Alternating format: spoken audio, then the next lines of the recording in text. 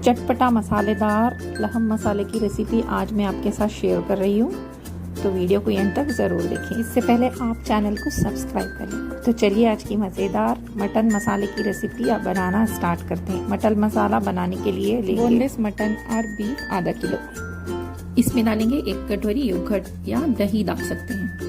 मसालों में डालेंगे आधा चम्मच हल्दी पाउडर, आधा चम्मच लाल मिर्ची पाउडर, 1 चम्मच धनिया पाउडर, 1/4 टीस्पून क्यूमिन पाउडर, 1 चम्मच गरम मसाला, 1 चम्मच जिंजर गार्लिक का पेस्ट, 1 चम्मच नमक डालेंगे, आधा कप पानी लगभग 50 ml, आधा टमाटर, 1 छोटी प्याज।